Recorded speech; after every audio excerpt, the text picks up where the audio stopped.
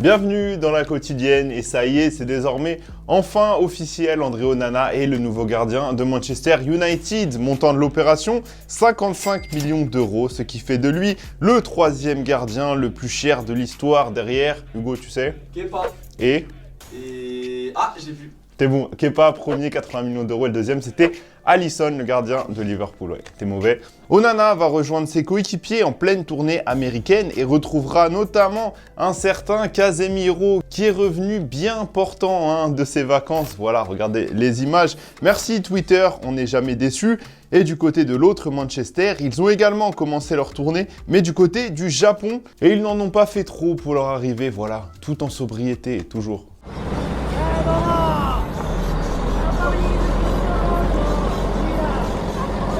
Les Citizens, orphelins de Riyad Mahrez, peut-être bientôt de Bernardo Silva, mais qui espèrent toujours l'arrivée de Guardiola. Et visiblement, ça ne s'arrange pas. Déclaration ce matin du directeur sportif de Leipzig, il n'y a aucun accord avec Manchester City, même pas proche. Pas une bonne nouvelle, surtout pour un jour si important, parce que oui, aujourd'hui, c'est l'anniversaire d'un certain Erling Haaland, 23 ans. On lui souhaite une longue vie et encore beaucoup de buts. Mais pour ça, franchement, on se fait pas de soucis.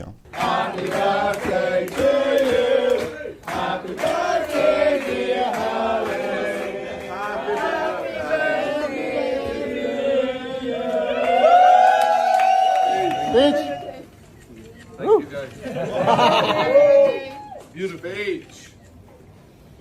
Et on reste en Angleterre pour faire un petit point sur l'actu mercato parce que ça a pas mal bougé hier, notamment du côté de Moussa Diaby. Licia, vous apprenez hier qu'Al Nasser avait trouvé un accord avec Leverkusen, mais l'ailier français a finalement choisi Aston Villa et devrait s'engager dans les jours, voire les heures à venir avec le club anglais. Montant de l'opération, 50 millions d'euros. Et toujours en Bundesliga, un dossier fait beaucoup parler aujourd'hui, celui de Sadio Mané. Ce matin, Fabrizio Romano annonce que le Sénégalais a accepté de négocier avec Al Nasser malgré sa volonté première de rester au Bayern. Et il pourrait donc rapidement rejoindre Cristiano Ronaldo, Brozovic et Seko Fofana du côté d'Al Nasser. Ça commence à faire du beau monde en Arabie Saoudite et du coup ça nous intéresse. Question du jour les amis, est-ce que l'année prochaine vous allez suivre le championnat saoudien, regarder les petits matchs avec toutes les stars qui sont arrivées ou alors ça vous intéresse toujours pas? Dites-nous tout, on sélectionnera de commentaires lundi. Allez, on revient en France parce que cet après-midi, l'OM a annoncé une conférence de presse de dernière minute dans laquelle étaient présentes Pablo Longoria et Dimitri Payet. Et surprise, le milieu marseillais a annoncé son départ immédiat du club. Et petit conseil pour nos amis phocéens, si vous n'avez pas encore vu les images, accrochez-vous, c'est les émotions. Déjà, j'aimerais continuer à jouer au foot. Parce que c'est vrai que je sors d'une saison qui a été très difficile avec peu de temps de jeu. Donc,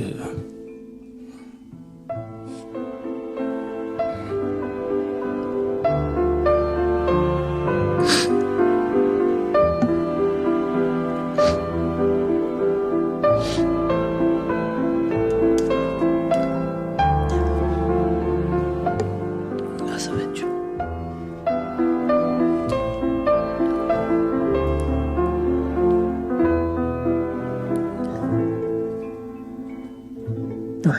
Et toujours dans l'émotion, il a expliqué derrière les raisons de sa séparation surprise avec l'OM. On a eu une discussion bien avant la reprise de l'entraînement.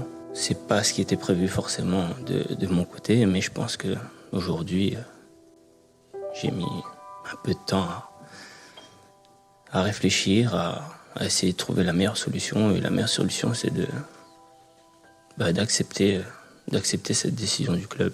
Après plus de 300 matchs et 8 saisons sous le maillot olympien, c'est donc la fin de l'histoire entre Dimitri Payet et l'OM. Pas d'infos pour le moment sur son prochain club. Dites-nous d'ailleurs dans les commentaires où vous le voyez jouer cette saison de notre côté. On souhaite bien entendu bonne continuation à Dimitri Payet et on a hâte de le revoir sur les terrains avec le sourire cette fois.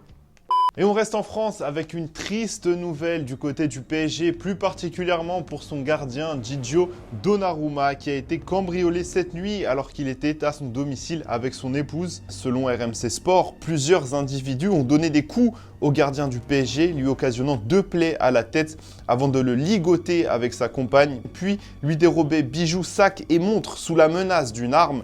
Les individus sont toujours recherchés, tandis que Donnarumma et sa compagne ont été amenés à l'hôpital.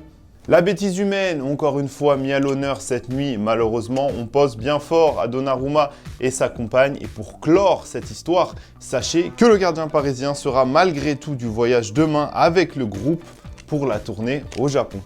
Et c'est déjà la fin de la quotidienne. Merci à tous de nous avoir suivis, mais ne vous inquiétez pas, on se retrouve lundi comme d'habitude pour une nouvelle semaine. Passez un bon week-end, prenez soin de vous. Ciao, ciao.